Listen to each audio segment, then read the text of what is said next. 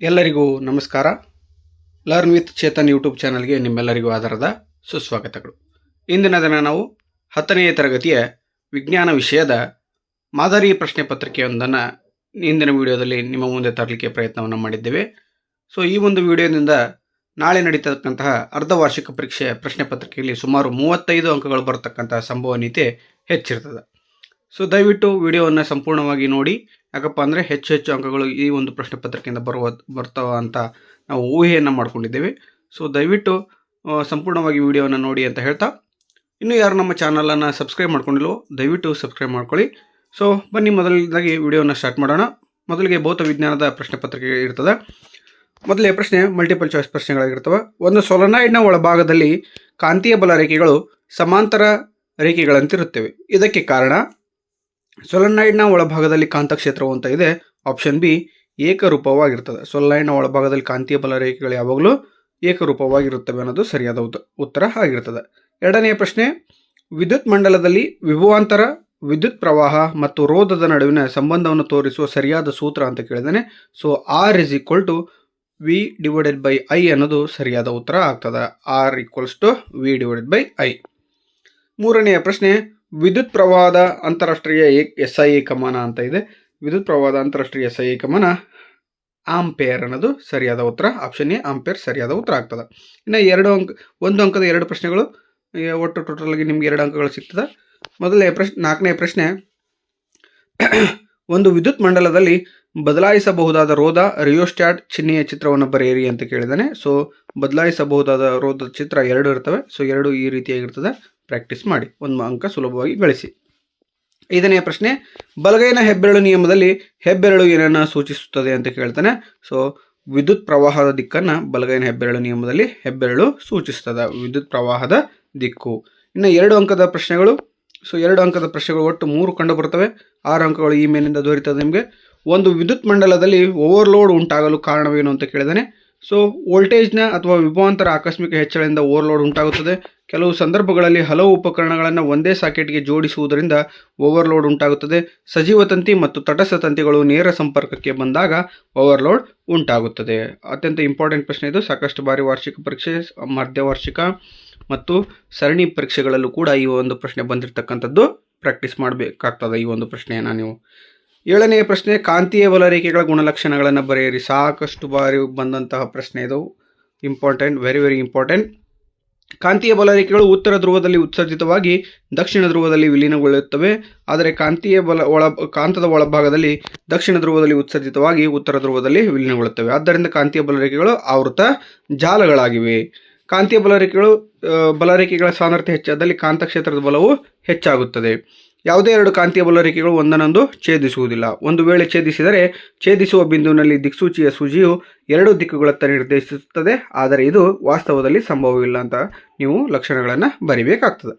ಇನ್ನು 8ನೇ ಪ್ರಶ್ನೆ ನೋಡಿ, ಗೃಹ ವಿದ್ಯುತ್ ಮಂಡಲದಲ್ಲಿ ವಿದ್ಯುತ್ ಉಪಕರಣಗಳನ್ನು ಸಮಾಂತರವಾಗಿ ಸಂಪರ್ಕಿಸುವುದು ಉತ್ತಮ. ಈ ಕ್ರಮಕ್ಕೆ 2 ಕಾರಣಗಳನ್ನು ಕೊಡಿ ಅಂತ ಕೇಳಿದಾನೆ.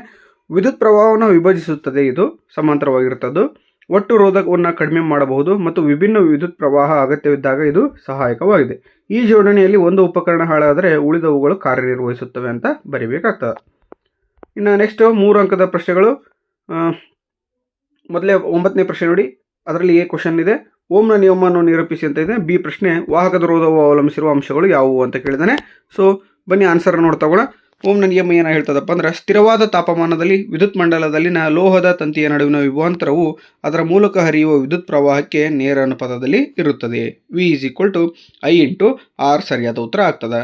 ಇನ್ನು ಬಿ ಕ್ವಶನ್ ನೋಡ್ರಿ, ವಾಹಕದ ರೋಧವು ಅವಲಂಬಿಸಿರುವ ಅಂಶಗಳು ಯಾವಪ್ಪ ಅಂದ್ರೆ, ವಾಹಕದ ಉದ್ದ, ವಾಹಕದ ಅಡ್ಡ ಕೊಯ್ತ, ವಸ್ತುವಿನ ಪ್ರಾಕೃತಿಕ ಗುಣ ಮತ್ತು ವಸ್ತುವಿನ ತಾಪ. 10ನೇ ಪ್ರಶ್ನೆ, ರೋಧಕಗಳಾದ R1, R2, R3ಗಳು ಬೆಲೆಗಳು ಕ್ರಮವಾಗಿ 10 ಓಮ್, 20 ಓಮ್ ಮತ್ತು 60 ಓಮ್ಗಳಾಗಿದ್ದು ಅವುಗಳನ್ನು 24 ವೋಲ್ಟ್ ವಿಭವಾಂತರವಿರುವ ಒಂದು ಬ್ಯಾಟರಿಗೆ ಸಮಾಂತರವಾಗಿ ವಿದ್ಯುತ್ ಮಂಡಲದಲ್ಲಿ ಜೋಡಿಸಿದೆ. ಹಾಗಾದರೆ ಕೆಳಗಿನವುಗಳನ್ನು ಲೆಕ್ಕಾಚಾರ ಮಾಡಿ. ಅದರಲ್ಲಿ ಎ ಪ್ರಶ್ನೆ, ಪ್ರತಿಯೊಂದು ರೋಧಕದ ಮೂಲಕ ಪ್ರವಹಿಸುತ್ತಿರುವ ವಿದ್ಯುತ್ ಪ್ರವಾಹ. ಬಿ ಮಂಡಲದಲ್ಲಿರುವ ಒಟ್ಟು ವಿದ್ಯುತ್ ಪ್ರವಾಹ. ಸಿ ಮಂಡಲದ ಒಟ್ಟು ರೋಧ.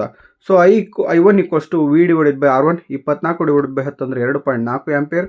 ಇನ್ನು I2 equals to V divided by R2, equals to 24/20 ಅಂದರೆ 1.2 ampere. I3 equals to V/R3 24/60 0.4 ampere. So I1 I2 I3 ಸಿಕ್ತು ನಮಗೆ. ಇನ್ನು ಟೋಟಲ್ ವಿದ್ಯುತ್ ಪ್ರವಾಹ ಕಂಡುಹಿಡಿಬೇಕಾಗಿ ನಾವೀಗ ಹೌದಾ, ಮಂಡಲದಲ್ಲಿರುವ ಒಟ್ಟು ವಿದ್ಯುತ್ ಪ್ರವಾಹ I1 + I2 + I3 equals to I ಅಂದರೆ 4 ಆಂಪಿಯರ್ ಆಯಿತು. ಇನ್ನು ಸಿ ಪ್ರಶ್ನೆ ನೋಡಿ, ಈಗ ಮಂಡಲದ ಒಟ್ಟು ರೋಧವನ್ನು ಕಂಡುಹಿಡಬೇಕು. 1/Rp equals to 1/10 + 1/20 + 1/60. 10 20 60 ಸಹ 6 ಆಗ್ತದೆ. ಸೊ 60 ಆಗ್ತದೆ. ಅದನ್ನ ಲೆಕ್ಕಾಚಾರ ಮಾಡಿದಾಗ ನಮಗೆ 10 × 10 × 6 20 × 3 + 60 × 1 ಅಂತಾದರೆ 6 + 3 + 1 10 ಆಗ್ತದೆ. 10/60 10 1 10 6. ಸೊ 1/6 ಆಗ್ತದೆ. ಸೊ ನಮಗೆ ಬೇಕಾಗಿರೋದು ವ್ಯಾಲ್ಯೂ Rp ಆಗಿರೋದ್ರಿಂದ Rp ಈಕ್ವಲ್ಸ್ ಟು 6/1 ಆಗ್ತದೆ. So Rp value nothing but 6 ohm ಸಿಗ್ತದೆ ನಮಗೆ. ಓಕೆನಾ. ಇನ್ನು 11ನೇ ಪ್ರಶ್ನೆ, ದಂಡಕಾಂತದ ಸುತ್ತಲಿನ ಕಾಂತೀಯ ಬಲರೇಖೆಗಳನ್ನು ದಿಕ್ಸೂಚಿಯನ್ನು ಉಪಯೋಗಿಸಿ ನೀವು ಹೇಗೆ ಗುರುತಿಸುವಿರಿ? ಸೊ ಡ್ರಾಯಿಂಗ್ ಹಾಳೆಯ ಮೇಲೆ ದಂಡಕಾಂತವನ್ನು ಇರಿಸಿ ನಂತರ ಅದರ ಉತ್ತರ ಧ್ರುವದ ಬಳಿ ದಿಕ್ಸೂಚಿಯನ್ನು ಇರಿಸಿ ದಿಕ್ಸೂಚಿಯ 2 ತುದಿಗಳನ್ನು ಗುರುತು ಮಾಡಬೇಕು. ನಂತರ ದಿಕ್ಸೂಚಿಯ ಉತ್ತರ ತುದಿಯಲ್ಲಿ ಗುರುತು ಮಾಡಿದ ಬಿಂದುವಿನಲ್ಲಿ ದಿಕ್ಸೂಚಿಯ ದಕ್ಷಿಣ ತುದಿ ಬರುವಂತೆ ಇರಿಸಿ ಪುನಃ ತುದಿಗಳನ್ನು ಗುರುತಿಸಬೇಕು. ಇದೇ ರೀತಿ ಪುನರಾವರ್ತಿಸುತ್ತಾ ಹೋದಂತೆ ದಿಕ್ಸೂಚಿಯ ಉತ್ತರ ತುದಿಯು ದಂಡಕಾಂತದ ದಕ್ಷಿಣ ತುದಿಗೆ ಸೇರುತ್ತದೆ. ಗುರುತು ಮಾಡಿದ ಬಿಂದುಗಳನ್ನು ಸೇರಿಸಿ ಈ ರೇಖೆಯೇ ಕಾಂತೀಯ ಬಲರೇಖೆ. ಇದನ್ನು ಕಾಂತದ ಇನ್ನೊಂದು ಬದಿ ಅಥವಾ ಭಿನ್ನ ಸ್ಥಾನಗಳಲ್ಲಿಟ್ಟು ಪುನರಾವರ್ತಿಸಿದಾಗ ಬಲರೇಖೆಗಳ ಆವೃತ್ತ ಜಾಲ ಉಂಟಾಗುತ್ತದೆ. 11ನೇ ಪ್ರಶ್ನೆ, ವಿದ್ಯುತ್ ಮಂಡಲ ಎಂದರೇನು? ವಿದ್ಯುತ್ ಕೋಶ, ವಿದ್ಯುತ್ ಬಲ್ಬ್, ಅಮೀಟರ್ ಮತ್ತು ಪ್ಲಗ್ ಕೀ ಇವುಗಳನ್ನು ಒಳಗೊಂಡಿರುವ ಒಂದು ಸರಳ ವಿದ್ಯುತ್ ಮಂಡಲದ ರೇಖಾಚಿತ್ರವನ್ನು ಬರೆಯಿರಿ ಅಂತ ಕೇಳ್ತಾನೆ. ವಿದ್ಯುತ್ ಪ್ರವಾಹದ ನಿರಂತರ ಮತ್ತು ಆವೃತ ಮಾರ್ಗವನ್ನು ನಾವು ವಿದ್ಯುತ್ ಮಂಡಲ ಎಂದು ಕರೆಯುತ್ತೇವೆ. ವಿದ್ಯುತ್ ಮಂಡಲದ ಚಿತ್ರ ಈ ರೀತಿಯಾಗಿರ್ತದೆ. ಸುಲಭವಾಗಿ 2 ಅಂಕಗಳನ್ನು ನೀವು ಈ ಒಂದು ಚಿತ್ರದ ಮೂಲಕ ಗಳಿಸಬಹುದು. ಇನ್ನು 4 ಮತ್ತು 4-5 ವಾಕ್ಯಗಳಲ್ಲಿ ಉತ್ತರಿಸಿ ಪ್ರಶ್ನೆ. ವಿದ್ಯುತ್ ಪ್ರವಾಹ ಇರುವ ವಾಹಕವನ್ನು ಕಾಂತಕ್ಷೇತ್ರದಲ್ಲಿ ಇರಿಸಿದಾಗ ಅದು ಯಾಂತ್ರಿಕ ಬಲವನ್ನು ಅನುಭವಿಸುತ್ತದೆ ಎಂದು ತೋರಿಸುವ ಪ್ರಯೋಗವನ್ನು ವಿವರಿಸಿ ಅಂತ ಕೇಳಿದ್ದಾನೆ. ಅಲ್ಯೂಮಿನಿಯಂನ ಒಂದು ಚಿಕ್ಕ ಸಲಾಕೆಯನ್ನು 2 ವಾಹಕ ತಂತಿಗಳ ಸಹಾಯದಿಂದ ನೇತು ಹಾಕಿ ಒಂದು ಶಕ್ತಿಯುತ ಕುದುರೆ ಲಾಳಾಕಾರದ ಕಾಂತವನ್ನು ತೆಗೆದುಕೊಂಡು ಅದರ ಕಾಂತಕ್ಷೇತ್ರವು ಮೇಲ್ಮುಖವಾಗಿ ಇರುವಂತೆ 2 ಧ್ರುವಗಳ ನಡುವೆ ಚಿಕ್ಕ ಸಲಾಕೆ ಇರುವಂತೆ ಇರಿಸಬೇಕು. ನೆಕ್ಸ್ಟು ಧ್ರುವಗಳ ನಡುವೆ ಅಲ್ಯೂಮಿನಿಯಂನ ಸಲಾಕೆಯನ್ನು ಬ್ಯಾಟರಿ, ಸ್ವಿಚ್ ಮತ್ತು ರಿಯಸ್ಟಾರ್ಟ್ಗಳಿಗೆ ಸರಣಿ ಜೋಡಣೆಯಲ್ಲಿ ಸಂಪರ್ಕಿಸಬೇಕು. ಈಗ ಒಂದು ನಿರ್ದಿಷ್ಟ ದಿಕ್ಕಿನಲ್ಲಿ ಅಲ್ಯೂಮಿನಿಯಂ ಸಲಾಕೆಯ ಮೂಲಕ ವಿದ್ಯುತ್ತನ್ನು ಹರಿಸಬೇಕು. ಸಲಾಕೆಯು ಒಂದು ದಿಕ್ಕಿನಲ್ಲಿ ಸ್ಥಾನಪಲ್ಲಟಗೊಳ್ಳುತ್ತದೆ. ಸಲಾಕೆಯಲ್ಲಿನ ವಿದ್ಯುತ್ ಪ್ರವಾಹದ ದಿಕ್ಕನ್ನು ಬದಲಾಯಿಸಿದಾಗ ಅದು ವಿರುದ್ಧ ದಿಕ್ಕಿನಲ್ಲಿ ಸ್ಥಾನಪಲ್ಲಟಗೊಳ್ಳುತ್ತದೆ. ಆದ್ದರಿಂದ ವಿದ್ಯುತ್ ಪ್ರವಾಹವಿರುವ ಸಲಾಕೆಯು ಕಾಂತಕ್ಷೇತ್ರದಲ್ಲಿ ಅದರ ಉದ್ದಕ್ಕೆ ಲಂಬವಾಗಿ ಒಂದು ಬಲವನ್ನು ಅನುಭವಿಸುತ್ತದೆ ಅಂತ ಬರೆದ್ರೆ ನಿಮಗೆ ಸಂಪೂರ್ಣವಾಗಿ 4 ಅಂಕಗಳು ದೊರೆಯುತ್ತದೆ. ಇನ್ನು ರಸಾಯನ ವಿಜ್ಞಾನದ ಪ್ರಶ್ನೋತ್ತರಗಳನ್ನು ನೋಡ್ತಾ ಹೋಗೋಣ. 14ನೇ ಪ್ರಶ್ನೆ ಈ ರೀತಿಯಾಗಿರ್ತದೆ. ತುರಿಕೆ ಗಿಡದ ಎಲೆಗಳ ಚುಚ್ಚುವ ಕೂದಲಿನಲ್ಲಿರುವ ಆಮ್ಲ ಅಂತ ಕೇಳಿದ್ದಾನೆ. ಸೊ ಆಪ್ಷನ್ ಎ ಮೆಥನೋಯಿಕ್ ಆಮ್ಲ ಅನ್ನೋದು ಸರಿಯಾದ ಉತ್ತರ ಆಗ್ತದೆ. 15ನೇ ಪ್ರಶ್ನೆ, ಒಂದು ದ್ರಾವಣ ಕೆಂಪು ಲಿಟ್ಮಸನ್ನು ನೀಲಿ ಬಣ್ಣಕ್ಕೆ ಬದಲಾಯಿಸಿದರೆ ಅದರ pH ಮೌಲ್ಯವು ಅಂತ ಕೇಳಿದ್ದಾನೆ. ಆಪ್ಷನ್ ಡಿ 10 ಸರಿಯಾದ ಉತ್ತರ ಆಗ್ತದೆ. ಯಾಕಪ್ಪ ಅಂದರೆ ಪ್ರತ್ಯಾಮ್ಲಗಳು ಕೆಂಪು ಲಿಟ್ಮಸ್ ಕಾಗದವನ್ನು ನೀಲಿ ಬಣ್ಣಕ್ಕೆ ಬದಲಾಯಿಸುತ್ತವೆ. ಇನ್ನು ನೆಕ್ಸ್ಟು 7ನೇ ಮೇನ್ ಪ್ರಶ್ನೆ. ಒಟ್ಟು 1 ಅಂಕದ 4 ಪ್ರಶ್ನೆಗಳು ಕಂಡುಬರ್ತವೆ. 16ನೇ ಪ್ರಶ್ನೆ ಈ ರೀತಿಯಾಗಿರ್ತದೆ. ZnO + C ಅಂದರೆ carbon gives rise to Zn + CO. ಈ ಕ್ರಿಯೆಯಲ್ಲಿ ಉತ್ಕರ್ಷಿಸಲ್ಪಟ್ಟ ಮತ್ತು ಅಪಕರ್ಷಿಸಲ್ಪಟ್ಟ ಪ್ರತಿವರ್ತಕಗಳನ್ನು ಹೆಸರಿಸಿ ಅಂತ ಕೇಳಿದ್ದಾನೆ. ಉತ್ಕರ್ಷಿಸಲ್ಪಟ್ಟ ಪ್ರತಿವರ್ತಕ ಕಾರ್ಬನ್ ಆಗಿರ್ತದೆ. ಅಪಕರ್ಷಿಸಲ್ಪಟ್ಟ ಪ್ರತಿವರ್ತಕ ಜಿಂಕ್ ಆಕ್ಸೈಡ್ ಆಗಿರ್ತದೆ. 17ನೇ ಪ್ರಶ್ನೆ, ಚಿಪ್ಸ್ ತಯಾರಕರು ಚಿಪ್ಸ್ನ ಪಟ್ಟಣದೊಳಗೆ ನೈಟ್ರೋಜನ್ ಅನಿಲವನ್ನು ಹಾಯಿಸುತ್ತಾರೆ ಏಕೆ ಅಂತ ಕೇಳಿದ್ದಾನೆ. ಸೊ ಕಮಟುವಿಕೆಯನ್ನು ತಡೆಗಟ್ಟಲು ಪ್ರತಿ ಉತ್ಕರ್ಷಗಳನ್ನು ಬೆರೆಸುತ್ತಾರೆ. ಉದಾಹರಣೆಗೆ ಚಿಪ್ಸ್ ತಯಾರಕರು ಪಟ್ಟಣದೊಳಗೆ ನೈಟ್ರೋಜನ್ ಅನಿಲವನ್ನು ಹಾಯಿಸುತ್ತಾರೆ. 18ನೇ ಪ್ರಶ್ನೆ, ಪ್ಲಾಸ್ಟರ್ ಆಫ್ ಪ್ಯಾರಿಸನ್ನು ತೇವಾಂಶ ನಿರೋಧಕ ಸಂಗ್ರಾಹಕದಲ್ಲಿ ಸಂಗ್ರಹಿಸಿಡಬೇಕು. ವೈಜ್ಞಾನಿಕ ಕಾರಣವನ್ನು ಕೊಡಿ. ಯಾಕಪ್ಪ ಅಂದರೆ ಇಲ್ಲಿ ಇದು ತೇವಾಂಶದೊಂದಿಗೆ ಬೆರೆತು ಏನಾಗ್ತದೆ, ವರ್ತಿಸಿ ಗಟ್ಟಿಯಾದ ಘನರೂಪದ ಜಿಪ್ಸಮ್ ಆಗಿ ಬದಲಾಗುತ್ತದೆ. ಆದ್ದರಿಂದ ಪ್ಲಾಸ್ಟರ್ ಆಫ್ ಪ್ಯಾರಿಸನ್ನು ನಾವು ತೇವಾಂಶ ನಿರೋಧಕ ಸಂಗ್ರಹಗಳಲ್ಲಿ ಸಂಗ್ರಹಿಸಿ ಇಡಬೇಕು. 19ನೇ ಪ್ರಶ್ನೆ, ತಟಸ್ಥೀಕರಣ ಕ್ರಿಯೆ ಎಂದರೇನು? ಆಮ್ಲ ಮತ್ತು ಪ್ರತ್ಯಾಮ್ಲಗಳು ಪರಸ್ಪರ ವರ್ತಿಸಿ ನೀರು ಮತ್ತು ಲವಣವನ್ನು ಉಂಟು ಮಾಡುವ ಕ್ರಿಯೆಯನ್ನು ನಾವು ತಟಸ್ಥೀಕರಣ ಕ್ರಿಯೆ ಎಂದು ಕರೆಯುತ್ತೇವೆ. ಇನ್ನು 2 ಅಂಕದ ಪ್ರಶ್ನೆಗಳು. 20ನೇ ಪ್ರಶ್ನೆ ಈ ರೀತಿಯಾಗಿರ್ತದೆ. ನೀರಿನ ವಿದ್ಯುತ್ ವಿಭಜನೆಯ ಚಿತ್ರ ಬರೆದು ಕೆಳಗಿನ ಭಾಗಗಳನ್ನು ಗುರುತಿಸಿ ಅಂತ ಕೇಳಿದ್ದಾನೆ. ಆಪ್ಷನ್ ಎ ಗ್ರಾಫೈಟ್ ದಂಡ, ಆಪ್ಷನ್ ಬಿ ಕ್ಯಾಥೋಡ್. ಚಿತ್ರ ಈ ರೀತಿಯಾಗಿರ್ತದೆ. ಸೊ ಮೊದಲನೇ ಪಟದಲ್ಲಿ ಇರ್ತಕ್ಕಂಥ ಚಿತ್ರ ಇದಾಗಿದ್ದು ಅತ್ಯಂತ ಸುಲಭವಾಗಿ ನೀವು 2 ಅಂಕಗಳನ್ನು ಈ ಒಂದು ಚಿತ್ರದ ಮೂಲಕ ಗಳಿಸಬಹುದು. ದಯವಿಟ್ಟು ಇದನ್ನು ಪ್ರಾಕ್ಟೀಸ್ ಮಾಡಿ ಅಂತ ಹೇಳ್ತಾ ಮುಂದಿನ ಪ್ರಶ್ನೆಯನ್ನು ನೋಡ್ತಾ ಹೋಗೋಣ. 21ನೇ ಪ್ರಶ್ನೆ, ಆಮ್ಲವನ್ನು ಸಾರಯುಕ್ತಗೊಳಿಸುವಾಗ ಆಮ್ಲವನ್ನು ನೀರಿಗೆ ಸೇರಿಸಬೇಕೇ ಬೇಕು ಏಕೆ ಎಂಬುದನ್ನು ಕಾರಣ ಕೊಡಿ ಅಂತ ಕೇಳಿದ್ದಾನೆ. ಸೊ ಇದೊಂದು ಬಹಿರುಷ್ಣಕ ಕ್ರಿಯೆಯಾಗಿದ್ದು ಉತ್ಪತ್ತಿಯಾಗುವ ಉಷ್ಣವು ಮಿಶ್ರಣ ಹೊರಸಿಡಿಯುವಂತೆ ಮಾಡಬಹುದು. ಸುಟ್ಟ ಗಾಯಗಳು ಉಂಟಾಗಬಹುದು. ಅತಿಯಾದ ಬಿಸಿಯಾಗುವಿಕೆಯಿಂದ ಗಾಜಿನ ಸಂಗ್ರಾಹಕವು ಕೂಡ ಒಡೆಯಬಹುದು. ಆದ್ದರಿಂದ ಆಮ್ಲವನ್ನು ಸಾರಯುಕ್ತಗೊಳಿಸುವಾಗ ಆಮ್ಲವನ್ನು ನೀರಿಗೆ ಸೇರಿಸಬೇಕು. ಅಂದರೆ ಯಾವ ರೀತಿ ಸೇರಿಸಬೇಕಂದ್ರೆ ನಿರಂತರ ಕಲಕುವಿಕೆಯೊಂದಿಗೆ ಸೇರಿಸಬೇಕು ಅಂತ ನೀವು ಬರೀಬೇಕಾಗ್ತದೆ. 22ನೇ ಪ್ರಶ್ನೆ, ಪ್ರತ್ಯಾಮ್ಲಗಳ ಗುಣಲಕ್ಷಣಗಳನ್ನು ತಿಳಿಸಿ ಅಂತ ಕೇಳಿದರೆ ಪ್ರತ್ಯಾಮ್ಲಗಳು ಕಹಿ ರುಚಿಯನ್ನು ಹೊಂದಿವೆ. ಇವುಗಳ pH ಮೌಲ್ಯ 7ಕ್ಕಿಂತ ಹೆಚ್ಚು ಇರ್ತದೆ. ಕೆಂಪು ಬಣ್ಣದ ಲಿಟ್ಮಸ್ ಕಾಗದವನ್ನು ನೀಲಿ ಬಣ್ಣಕ್ಕೆ ಬದಲಾಯಿಸುತ್ತವೆ. ಹಾಗೆ ನೀರಿನಲ್ಲಿ ವಿಲೀನವಾದಾಗ OH- ಅಯಾನುಗಳನ್ನು ಉತ್ಪತ್ತಿ ಮಾಡುತ್ತವೆ. ಉದಾಹರಣೆಗೆ NaOH, KOH, MgOH ಟ್ವೈಸ್. 9ನೇ ಮೇನ್ 23ನೇ ಪ್ರಶ್ನೆ, 3 ಅಂಕದ ಪ್ರಶ್ನೆಗಳು. ಈ ಕೆಳಗಿನ ರಾಸಾಯನಿಕ ಕ್ರಿಯೆಗಳನ್ನು ಸರಿದೂಗಿಸಿ ರಾಸಾಯನಿಕ ಸಮೀಕರಣಗಳನ್ನು ಬರೆಯಿರಿ ಅಂತ ಕೇಳ್ತಾನೆ. Calcium carbonate gives rise to calcium oxide plus carbon dioxide. Hydrogen plus chlorine gives rise to hydrogen chloride. Magnesium plus hydrochloric ಆಮ್ಲ ಮೆಗ್ನೀಷಿಯಂ ಕ್ಲೋರೈಡ್ ಪ್ಲಸ್ ಹೈಡ್ರೋಜನ್. ಮೊದಲನೇದಾಗಿ CaCO3 gives rise to CaO plus CO2. B ಪ್ರಶ್ನೆ, H2 plus Cl2 gives rise to 2HCl. ಹಾಗೆ ಮೂರನೇದು Mg plus 2HCl gives rise to MgCl2 plus H2 ಸರಿಯಾದ ಉತ್ತರ ಆಗ್ತದೆ. Next 24ನೇ ಪ್ರಶ್ನೆ, ಸಾರರಹಿತ sulphuric ಆಮ್ಲದೊಂದಿಗೆ ಸತುವಿನ ಚೂರುಗಳ ವರ್ತನೆಯ ಮತ್ತು ಉರಿಸುವಿಕೆಯ ಮೂಲಕ ಹೈಡ್ರೋಜನ್ ಅನಿಲದ ಪರೀಕ್ಷೆ ತೋರಿಸುವ ಉಪಕರಣದ ಅಂದವಾದ ಚಿತ್ರ ಬರೆದು ಭಾಗಗಳನ್ನು ಗುರುತಿಸಿ ಅಂತ ಕೇಳಿರ್ತಾನೆ. ಸೊ 3 ಅಂಕದ ಪ್ರಶ್ನೆ, ಸಾಕಷ್ಟು ಬಾರಿ ವಾರ್ಷಿಕ ಪರೀಕ್ಷೆ ಅರ್ಧವಾರ್ಷಿಕ ಸರಣಿಯಲ್ಲಿ ಬಂದಂಥದ್ದು. ಸೊ ಈಸಿಯಾಗಿದೆ. 3 ಅಂಕವನ್ನು ನೀವು ಸುಲಭವಾಗಿ ಒಂದು ಚಿತ್ರವನ್ನು ಬಿಡಿಸೋದ್ರ ಮೂಲಕ ಪಡೆಯಬಹುದು.